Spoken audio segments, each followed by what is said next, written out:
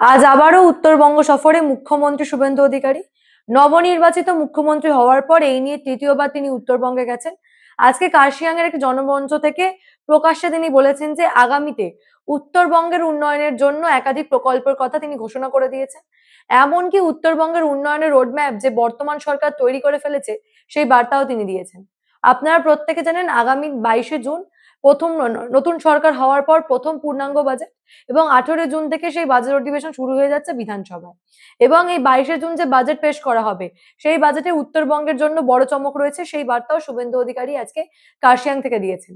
মুখ্যমন্ত্রী পরিষ্কার জানাচ্ছেন যে একাধিক কেন্দ্রীয় প্রকল্পের সঙ্গে এবার উত্তরবঙ্গের যোগ শুরু করবে।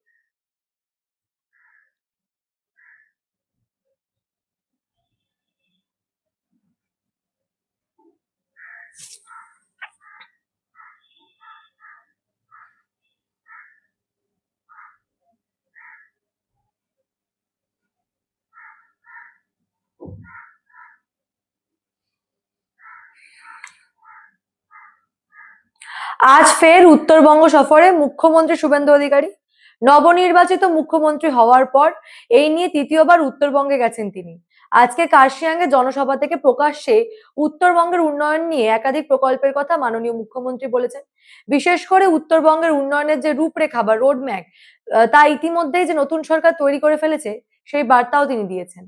পরিষ্কার বলছেন যে আগামীতে বাজেট অধিবেশন রয়েছে, যেমনটা আপনারা জানেন। প্রথমে বলে রাখি, আগামী 22শে জুন পশ্চিমবঙ্গের নতুন সরকার প্রথম পূর্ণাঙ্গ বাজেট পেশ করবে, এবং ঠিক তার আগে 18 জুন থেকে পশ্চিমবঙ্গ বিধানসভায় বাজেট অধিবেশন। এবং ঠিক সেখানে যে উত্তরবঙ্গের জন্য বড় চমক রয়েছে সেই ইঙ্গিতও কিন্তু মুখ্যমন্ত্রী শুভেন্দু অধিকারী দিয়েছেন। অন্যদিকে উত্তরবঙ্গের উন্নয়নের জন্য যে প্রকল্পগুলি বর্তমানে প্রয়োজন, অর্থাৎ কেন্দ্রীয় প্রকল্পের সঙ্গে উত্তরবঙ্গের যোগ যে প্রয়োজন, খুব দ্রুতই বিভিন্ন কেন্দ্রীয় প্রকল্পের সুবিধা উত্তরবঙ্গের মানুষ পাবে সেই বার্তাও তিনি দিয়েছেন। বর্তমানে যে প্রকল্প 1লা জুন থেকে নয়া প্রকল্প শুরু হচ্ছে, প্রকল্পের নাম হচ্ছে ভারতজি রামজি প্রকল্প, যেখানে 125 দিনের কাজের কথা বলা হয়েছে, অর্থাৎ 125 দিনের কাজের নিশ্চয়তা দেওয়া হবে এই প্রকল্পে। অন্যদিকে পাহাড়ের ক্ষেত্রে যে আরো যে গুরুত্বপূর্ণ প্রকল্পগুলোর কথা বলা হচ্ছে, কালিম্পং কালিম্পংয়ে মেডিকেল কলেজের কথা বলা হচ্ছে। এতদিন ধরে উত্তরবঙ্গে মেডিকেল কলেজের প্রয়োজনীয়তা রয়েছে, ফলে কালিম্পংয়ে একটি মেডিকেল কলেজ করার কথা আজকে আবারও মুখ্যমন্ত্রী বলেছেন। অন্যদিকে জিটিএ দুর্নীতি আপনারা তো প্রত্যেকে জানেন, কদিন আগে প্রশাসনিক বৈঠকে কিন্তু শুভেন্দু অধিকারী পাহাড় নিয়ে আলোচনা করেছিলেন। সেখানেও কিন্তু এই জিটিএ দুর্নীতির প্রসঙ্গ উঠে এসেছিল। এবার সেই জিটিএ নিয়োগ দুর্নীতির ক্ষেত্রে যে ব্যবস্থা নেওয়া হবে সেই বার্তাও শুভেন্দু অধিকারী দিয়েছেন। অন্যদিকে আগামীতে যে এই জিটিএ এর ক্ষেত্রে আর দুর্নীতি হবে না সেই কথাও তিনি বলেছেন। এই নিয়ে কিন্তু এর আগেও বিমল গুরুং এবং রোশন গিরির সঙ্গে এই প্রশাসনিক বৈঠকে কথাবার্তা হয়েছিল, আলোচনা হয়েছিল এই জিটিএ দুর্নীতি নিয়ে। অন্যদিকে আরো যে কথা শুভেন্দু অধিকারী বলেছেন, এই রিজার্ভেশনের কথা, অর্থাৎ সরকারি চাকরিতে 30% রিজার্ভেশনের কথা আজকে আবারও মাননীয় মুখ্যমন্ত্রী পাহাড় থেকেই কার্শিয়াং থেকে ঘোষণা করে দিয়েছেন। অন্যদিকে পাহাড়ে স্টেডিয়াম, ইনডোর স্টেডিয়াম, খেলার মাঠ তৈরি করার জন্য খেলো ইন্ডিয়া জোড়ো প্রকল্পের কথাও কিন্তু আবারও শুভেন্দু অধিকারী বলেছেন। অন্যদিকে তিনি আবারও দাবি করেছেন যে আগের যিনি মুখ্যমন্ত্রী ছিলেন, অর্থাৎ প্রাক্তন মুখ্যমন্ত্রী মমতা বন্দ্যোপাধ্যায়, তিনি কখনো পাহাড়ের উন্নয়নের কথা ভাবেননি, বরং বারংবার কেবলমাত্র পাহাড়কে একটি টুরিস্ট স্পট হিসাবে ব্যবহার করেছেন। কেবলমাত্র ঘুরতেই তিনি পাহাড়ে যেতেন। এবং উত্তরবঙ্গ থেকে যেহেতু মমতা বন্দ্যোপাধ্যায়ের সরকার ভোট পেত না, তার জন্য উত্তরবঙ্গ উন্নয়নের কথা আগে কখনো ভাবা হয়নি। এমনকি বাজেট থেকেও বারে বারে বঞ্চিত থেকেছে আগের মানে মমতা বন্দ্যোপাধ্যায়ের সরকারে থাকাকালীন উত্তরবঙ্গ, সেই বার্তাও কিন্তু শুভেন্দু অধিকারী দিয়েছেন। কিন্তু নতুন সরকার, অর্থাৎ শুভেন্দু অধিকারীর যে সরকার, পশ্চিমবঙ্গ রাজ্য সরকার, তারা কিন্তু পাহাড়কে আর বঞ্চিত করবে না, এবং নয়া বাজেটে উত্তরবঙ্গের জন্য যে বড় চমক রয়েছে সেই বার্তাও আবার তিনি দিয়েছেন। অন্যদিকে আরো যে বিষয় আমরা আজকের এই মুখ্যমন্ত্রীর বক্তৃতা থেকে জানতে পেরেছি, তিনি কিন্তু পরিষ্কার করে দিয়েছেন যে বন্ধ চা বাগানের ক্ষেত্রে শ্রমিকদের জন্য প্রায় 330 কোটি টাকার ব্যবহৃত হবে, সেই কথাও তিনি বলেছেন।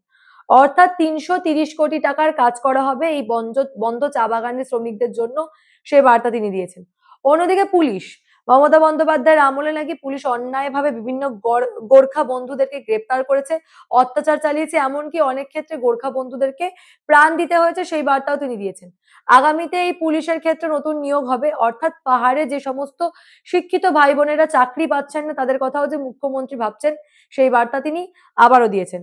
অর্থাৎ পাহাড় থেকে একাধিক বড় বড় ঘোষণা, নতুন প্রকল্পের কথা মুখ্যমন্ত্রী বলে দিয়েছেন এবং আগামী 22শে জুন নতুন সরকার হওয়ার পর যে পূর্ণাঙ্গ বাজেট রয়েছে সেই বাজেটেও যে পাহাড়ের জন্য চমক রয়েছে, উত্তরবঙ্গের জন্য চমক রয়েছে, সেই বার্তাই কিন্তু আবারও মাননীয় মুখ্যমন্ত্রী দিয়েছেন।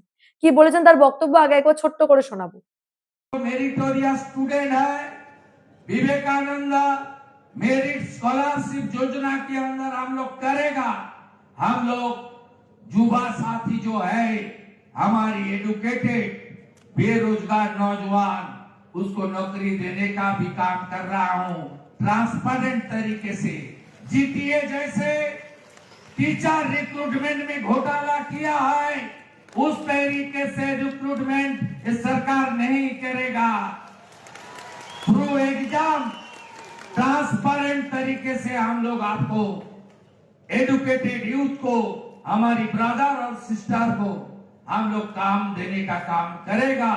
ये मान के चलिए आने वाला कुछ महीने के अंदर 1000 EFR में पुलिस में आपका नौकरी मिलेगा ईस्टर्न फ्रंटियर राइफल के अंदर, जिसमें 35% हमारी बेटी और बहन को, हमारी बेटी बहन को 30% हर सरकारी नौकरी में रिजर्वेशन देने का काम भारतीय जनता पार्टी का डबल इंजन सरकार करेगा।